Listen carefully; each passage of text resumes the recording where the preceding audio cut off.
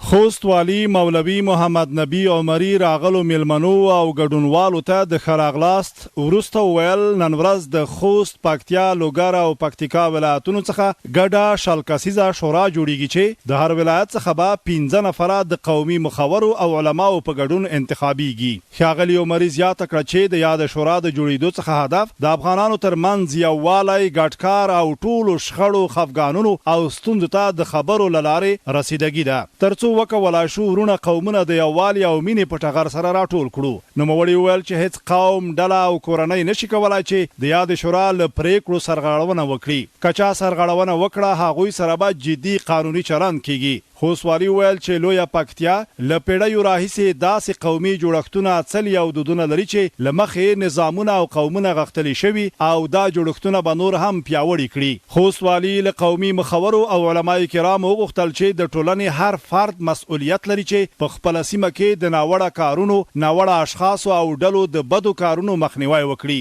ترڅو ټولنه مو د یادو خلکو او ناوړه اعمالو له ضرره په امان کې وي.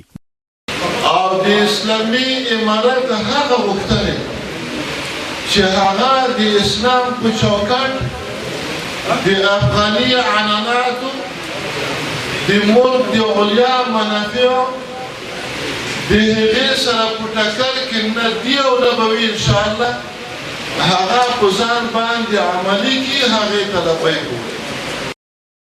د کډوالو او بیرته راستنیدونکو چارو وزیر الحاج خلیل الرحمن حقانی په خپلو خبرو کې وویل د افغانستان اسلامي امارت مشرتابه په لارښوونه او هدایت یا د شورا جوړیږي چې د لوی پکتیا وروسته به نورو ولایتونو کې هم ورته شوراګانې جوړې شي. الحاج حقانی وویل چې ولسونو مو غوښتنه دا ده چې د اسلامي امارت له پالیسیو ملاتړ وکړي او هغه پریکړې چې د مشرانو له لوري د ولسونو د ښېګڼې او ګټې لپاره ترسره کیږي د هغې په تطبیق کې همکاري وکړي. نوموړي د غونډې ګډونوالو ته وویل چې له همدې شیبې د لوی پکتیا څلورو ولایتونو پکتیا، پکتیکا، خوست او لوګر ولایتونو کې د ټولو قومونو خیلونو او ډلو ترمنځ چې کومې شخړې او ستونزې دي هغوی لپاره اوربند دی چې د ولایتونو مسؤلینو له لوري به د سرغړونکو سره جدي چلند وشي.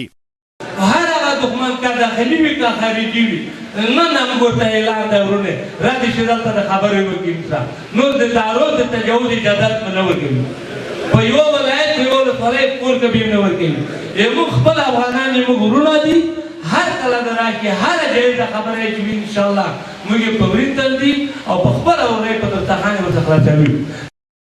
د پکتیا والی مولوی علی جان، پکتیکا والی مولوی عبدالله او لوګر والی مولوی عنایت الله په خپلو خبرو کې وویل چې په خپلو ولایتونو کې به د ټولو شخړو د حل په موخه د یاد شورا سره هر ډول همکاري وکړي او دوی ته به امکانات په لاس کې ورکړي. دوی په خپلو خبرو کې زیاته کړه چې نړۍ هیوادونه په مختلفو نومونو مذهب، قوم، سمت او ژبې په نوم د افغانانو ترمنځ نفاق او جنگ ته لمن وهي. دوی له ولسونو وغوښتل چې په یووالي سره نړۍ ته ثابته کړي چې موږ ټول یو یو او یو به وو. هیڅوک زموږ ترمنځ نفاق نشي راوستلی. د علماو او قومي مخورو په استازیتوب توریالي منګل، حاجي مخوانی جهانی، شیخ الحدیث پیر محمد لوګری، شیخ الحدیث حسن محمد، حاجي علی جان کوچی، شیخ الحدیث ظاهر جان، حاجي محمد شاه کمرانی د نورو په استازیتوب خبرې وکړي. دوی د یاد شورا د جوړېدو هرکلی وکړ او د یاد شورا د پریکړو د تطبیق ډاډ یې ورکړ. مخورو له نړیوالې ټولنې څخه د افغانستان اسلامي امارت د رسمیت پیژندلو غوښتنه وکړه